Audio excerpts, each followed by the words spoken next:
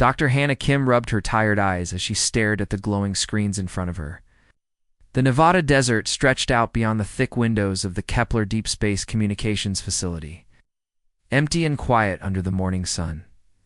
She had been working the night shift for 3 weeks now, monitoring the signals that kept Earth connected to the 12 human colonies scattered across distant stars.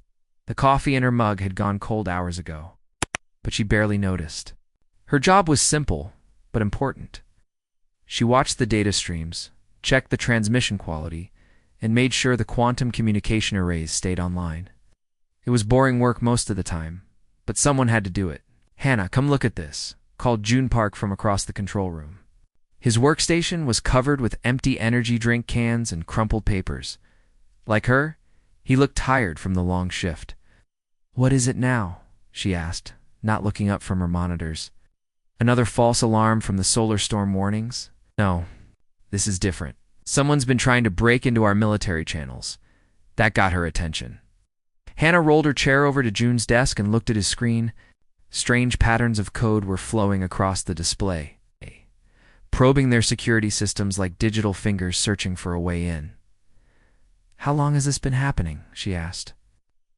3 days, maybe 4. The pattern keeps changing, but it's definitely not random. June pointed at the data. "Look at these frequency signatures. They're not from any Earth technology I know." Hannah frowned.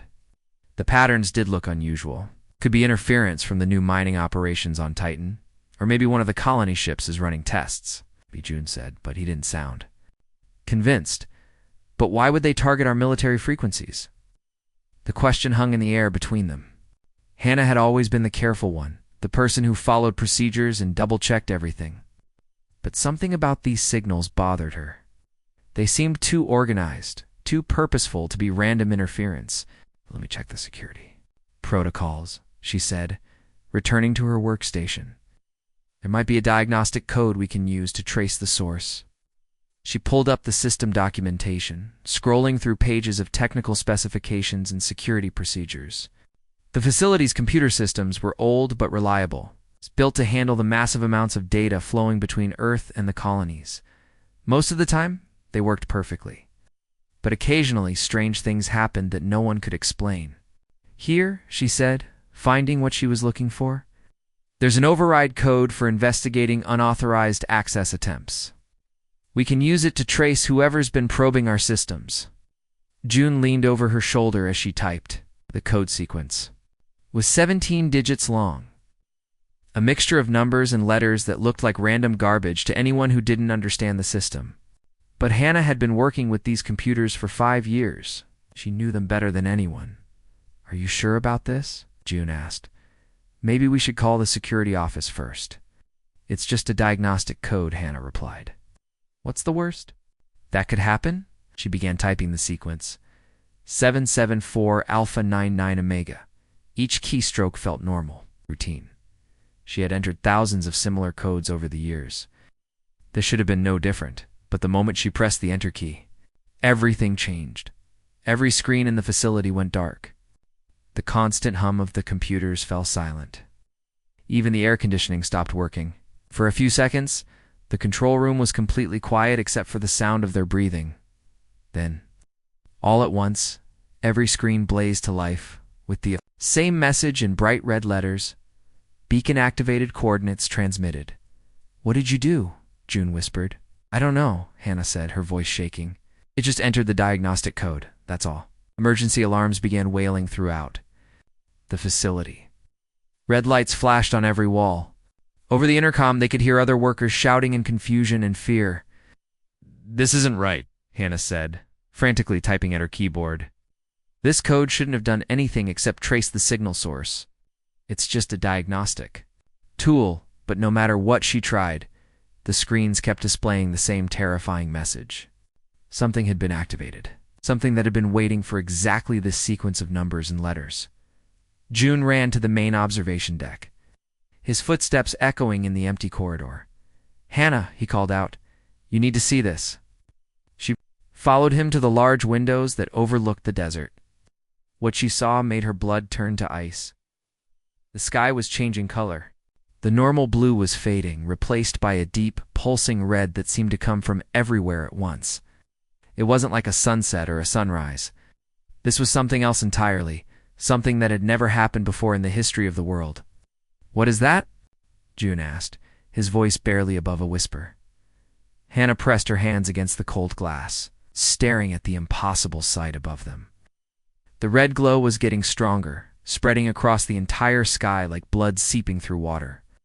And somewhere, in the distance, she could hear a sound that didn't belong to Earth, a low rhythmic pulsing that seemed to come from the air itself. "I think," she said slowly, "I entered the wrong code." The ships came with the dawn, sliding down through the red sky like giant shadows.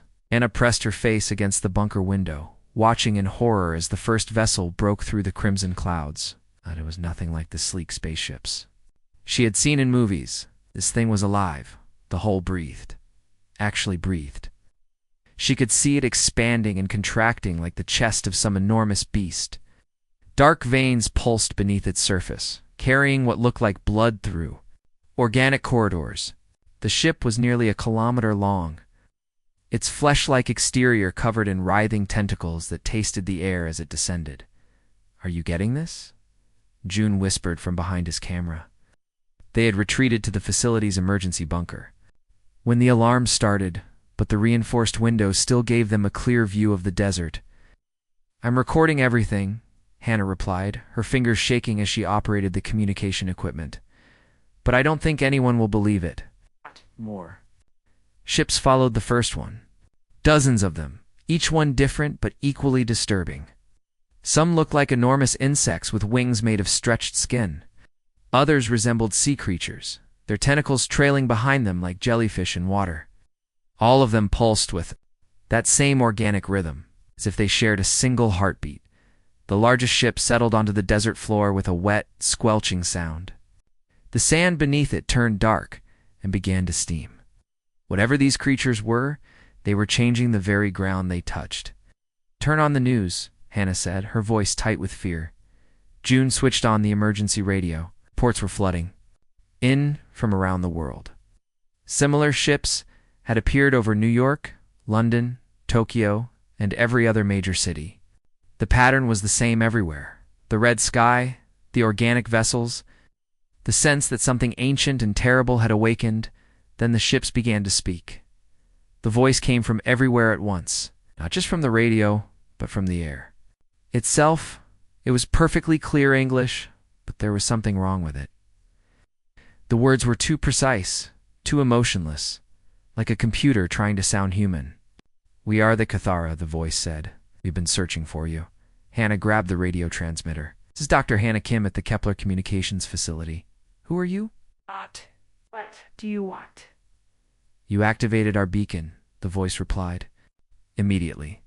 The probe we left on your world long ago. You have grown numerous enough to be worth our attention." "Beacon? What beacon?" But even as she asked, Hannah knew the answer.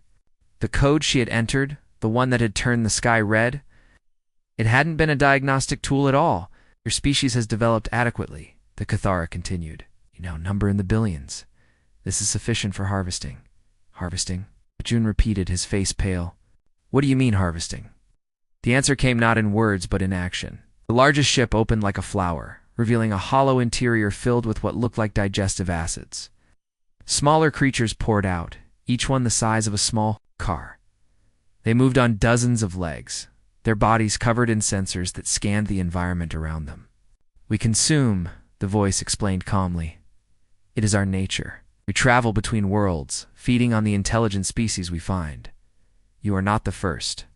You will not be the last." On the radio, they could hear military commanders shouting orders. Fighter jets screamed overhead, their engines leaving white trails against the red sky. The pilots were brave, but their weapons were useless. Missiles exploded harmlessly against the organic hulls, absorbed like water into a sponge. The Cathara responded with tendrils that shot out from their ships like living ropes. The tentacles wrapped around the jets, pulling them down toward the gaping mouths of the vessels. The metal and plastic of the aircraft began to dissolve, broken down into basic elements that the creatures could digest. "This is impossible, June." whispered. "They're eating our planes." "We have been doing this for millions of your years," the Cathera voice continued. "We left monitoring devices on promising worlds, waiting for the inhabitants to develop enough to activate them. Your world was seeded during what you call the Cretaceous period. We have been patient." Hannah stared at the radio in her hands. "Probe, ... It's been here for 65 million years. We buried it deep beneath your facility. When your species developed quantum communication technology, we knew you would eventually find the activation sequence. All intelligent species follow similar patterns of development." Outside, the smaller Cathara creatures had begun to spread across the desert. They moved in perfect coordination, like parts of a single organism. Their sensors swept back and forth, searching for signs of life. When they found the facility's air vents, they began to secrete a thick green substance that hardened into a seal. "They're blocking our air supply," June said, checking the environmental systems. "We've got maybe 6 hours before the oxygen runs out." "Why are you doing this?" Hannah asked into the radio. "We never hurt you. We didn't even know you existed. Your food," the Cathara replied simply. "A cow does not hurt the farmer, yet the farmer still consumes the cow. This is the natural order. We are the harvesters. You are the harvest." The radio crackled with reports from around the world. The creatures were landing in every major population center, their digestive ships opening to receive whatever they caught.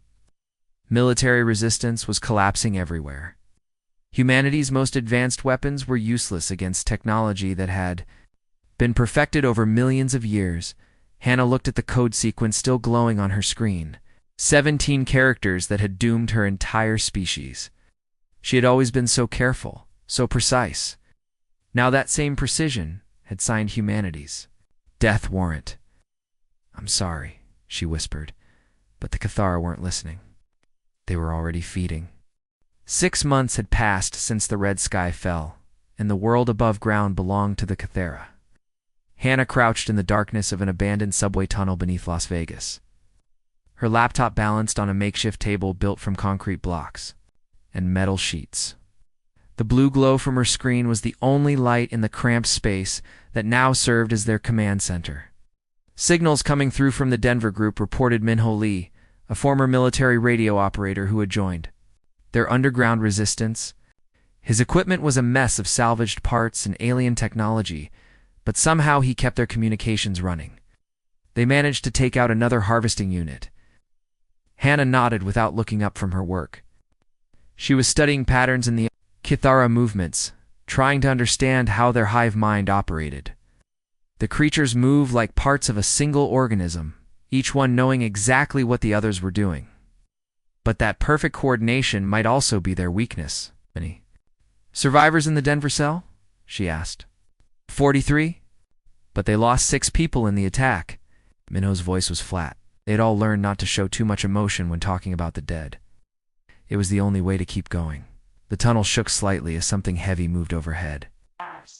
Everyone Froze, listening to the wet sliding sound of a Cathara patrol passing through the ruins of the city above. The creatures had turned most of the surface into a feeding ground, their organic ships breaking down buildings and vehicles to create a nutrient-rich paste that they could digest. "They're following the same route as yesterday," whispered Gina. Choi, who had been tracking the patrol patterns. She was barely 20 years old, but she had become their best scout. Same time, same path. They never change. That was the key observation that had kept them alive. The Cathera were incredibly advanced, but they were also predictable. Their hive mind made them efficient, but it also made them follow the same patterns over and over again. "Where's June?" Hannah asked, finally looking up from her screen. "Still out on the surface run," Minho replied. "He should be back soon." As if summoned by his words, June Park appeared at the tunnel entrance, his clothes torn and dirty. He carried a heavy backpack filled with scavenged supplies and samples of Cathara biomatter. His team followed behind him, moving quietly through the darkness. "Any luck?" Hannah asked. "Better than luck," June said, setting down his pack. "He found something interesting." He pulled out a container holding a piece of organic material that pulsed with a faint blue light. "This came from one of their communication nodes. And watch what happens when we do this." He placed the sample on the table and then suddenly clapped his hands together. The biomatter flickered and went dark for a moment, as if confused by the unexpected noise. It reacted to the sound? Hannah asked. It's not just sound. Any kind of sudden change? Watch. June moved his hand quickly over the sample, and again it flickered. Their whole network is connected. When one part gets confused, it affects the others.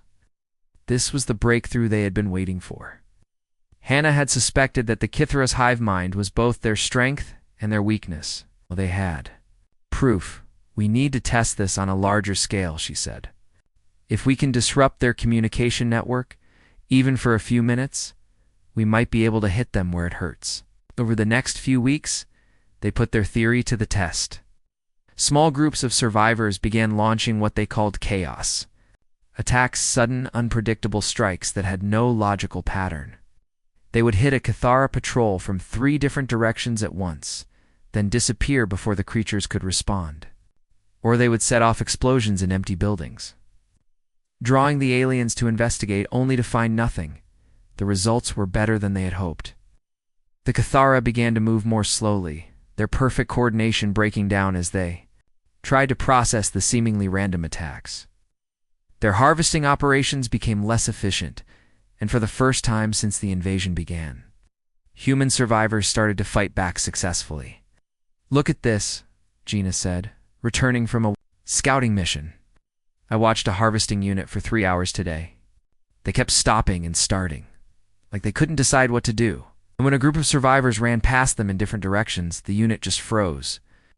They don't understand chaos, Hannah realized. Their hive mind works perfectly when everything follows predictable patterns. But when faced with true randomness, they can't process it. The revelation changed everything. Within days, Hannah had developed new tactics based on human unpredictability. Resistance cells were ordered to ignore traditional military strategy and instead rely on individual creativity and spontaneous decision-making. The more chaotic and irrational their attacks, the more effective they became. Strike Team Alpha hit the processing facility in Sector 12. She commanded over the radio. Strike Team Beta, ignore your assigned target and do something completely different. Strike Team Charlie, split up and improvise. The last order would have been madness in any normal war, but against the Kithara, it was devastatingly effective. Their collective consciousness simply couldn't comprehend the concept of soldiers deliberately disobeying orders to follow their own instincts. But their greatest discovery was yet to come. June had been monitoring the aliens' communication signals, and he had found something that changed everything. They're sending reports, he announced during their daily briefing. Regular transmissions back to their homeworld, updating them on the harvesting progress. Which means what? Hannah asked. More of them are coming. Lot more. And they expect to find a fully processed world when they arrive. The implications hit her like a physical blow. They weren't just fighting for their lives anymore. They were fighting for the future of their entire species. The resistance had grown from a handful of survivors hiding in tunnels to a network of fighters spread across the globe. Hannah stood in what used to be the basement of a casino in Las Vegas, now converted into their main command center. Maps covered. Every wall marked with red dots, showing Kithara positions, and blue dots marking human safe zones. The sound of generators hummed in the background, powering the equipment they had built from salvaged parts and alien technology. Team 7. What's your status? Hannah spoke into her headset, coordinating multiple attacks happening across the city. We're in position at the harvesting facility, came the reply from Kyun Soo, a former factory worker who had become one of their best team leaders. But the Kithara have changed their patrol pattern. There are twice as many guards as usual. Good, Hannah said. That means they're getting worried. Proceed with the Chaos Protocol. The Chaos Protocol was her invention based on months of studying how the Kithara hive mind worked. Instead of following military tactics, the human fighters were trained to act completely unpredictably. They would split up for no reason, change directions randomly, and make decisions based on pure instinct rather than logic. Team 7, ignore the main entrance. Team 9, attack from the north, but retreat after 30 seconds. Team 12, wait 5 minutes, then do something nobody expects on her monitors. Hannah watched as the plan unfolded.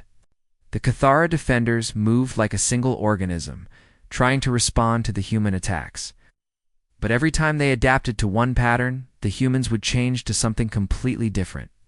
The alien creatures began to move more slowly, their coordination breaking down as their hive minds struggled to process the chaos. "It's working," reported Gina, who was monitoring the alien communication signals. "Their network traffic is spiking. They're trying to share information faster than their system can handle." June entered the command center, his face grim. He had been working on intercepting the Cathara's long-range communications, the signals they sent back to their homeworld. What he had discovered was both encouraging and terrifying. "The main fleet is still 6 months away," he announced. "But they're expecting to find a fully processed world when they arrive. No resistance, no survivors, just a planet ready for final harvesting." "What happens when they find out we're still fighting?" asked Minho. "I don't know," June admitted, "but I intercepted something else. The Cathara have done this 17 times before. 17 different worlds, 17 different species.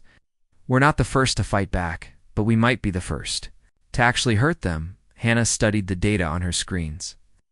The Cathara had perfected their harvesting techniques over millions of years, but they had never encountered anything like human unpredictability. Every other species they had consumed had fought back using logic and strategy. Humans were the first to weaponize chaos itself. "Look at this," she said, pulling up a tactical display. "Every time we launch a chaos attack, their response time gets slower. They're not just confused by our tactics, they're actually learning to fear them." The proof was in the numbers. Cathara harvesting operations had dropped by 60% over the past month.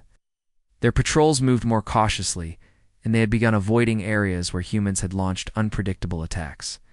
For creatures that had dominated the galaxy for millions of years, the experience of uncertainty was completely alien. "We need to hit them harder," Hannah decided. "If we can disrupt their operations enough, maybe the main fleet will decide Earth isn't worth the trouble." But even as she spoke, she knew it wasn't that simple. The Cathara had invested too much in their invasion to simply give up. They would adapt, just as they had adapted to 17 other worlds. The question was whether humanity could stay ahead of their adaptations. "I have an idea," June said quietly. "It's dangerous, but it might work." He led them to a secured section of the command center where he had been working on his most sensitive project. Banks of computers surrounded a central console that pulsed with the same blue light as Cathara technology. "I've been reverse engineering their communication system," he explained. "The same network they use to coordinate their hive mind. If we can tap into it, we might be able to do more than just disrupt their operations." "What do you mean?" Hannah asked. "We could turn their own beacon system against them. Same technology that brought them to Earth could be used to send a message to every Cathara probe in the galaxy." The implications were staggering. Instead of hiding from the approaching fleet, they could announce their presence to the entire Cathara Empire. They could let every alien ship in the galaxy know that humanity was still alive and still fighting. "Suicide," Minho said. "If we broadcast our location, they'll send everything they have to wipe us out."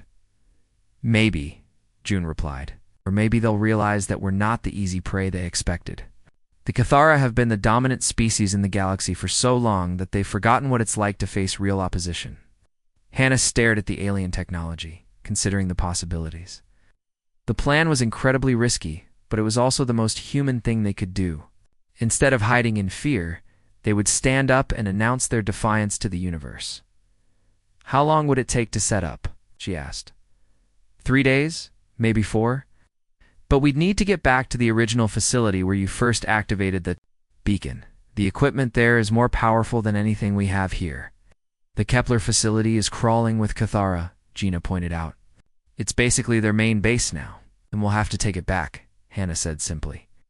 "It's time to stop running and start fighting." The decision was made. They would launch their most ambitious operation yet, not to hide from the approaching fleet, but to look it in the eye and declare that humanity would not go quietly into extinction. The desert wind carried the smell of death and alien growth as Hannah crouched behind a sand dune, watching the Kepler facility through her binoculars. What had once been a clean, modern building was now covered in organic growths that pulsed with sickly green light. Kythera bioships floated above it like giant jellyfish, their tentacles reaching down to feed on the strange plants that had sprouted from the Nevada sand. There, June whispered, pointing to a section of the facility where the alien growth was thinner. That's our way in. The original beacon is in the basement, probably still intact. Hannah nodded, her heart pounding. They had brought 50 fighters for this mission, volunteers who knew they might not survive the next few hours. The plan was simple but dangerous. Fight their way into the facility, reach the beacon system, and broadcast their message to every Kythera probe in the galaxy. Remember, she said into her radio, no patterns, no logic. It's pure chaos. Make them think we're completely insane. The attack began at sunset. Instead of coordinating their assault, the human fighters spread out in random directions, some running straight at the facility, while others took wide detours through the desert. Some shouted war cries while others moved in complete silence. The Kythera defenders, expecting a logical military attack, were caught completely off guard. Hannah watched through her scope as a Kythera patrol unit froze in confusion when 3 human fighters ran past it in opposite directions, only to turn around and attack from behind. The alien creatures began firing wildly, their bioweapons missing their targets because they couldn't predict where the humans would go next. It's working, reported Kyun Soo over the radio. They're panicking. Never seen them move like this before. Facility's defenses began to crumble as the Kythera network tried to process the chaotic human attack. Biomechanical barriers retracted at random intervals, and guard units abandoned their posts to chase individual fighters, who would disappear into the desert rocks. Hannah and June used the confusion to slip inside through a maintenance tunnel. The interior of the facility was a nightmare of organic growth, with alien vines covering the walls and floor. Strange pods hung from the ceiling, pulsing with the same rhythm as a heartbeat. The air was thick and humid, like breathing inside a living creature. The beacon room should be just ahead, June said, consulting a map drawn on his hand. We need to get past that. That was a massive Kythera guardian, a creature the size of a small building that blocked the corridor ahead.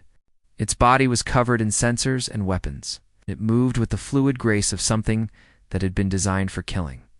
New plan, Hannah said, pulling out a handful of grenades. I'll distract it. You get to the beacon. That's suicide, June protested. Maybe, but if we don't try, the whole human race dies anyway. She ran straight at the Guardian, screaming at the top of her lungs.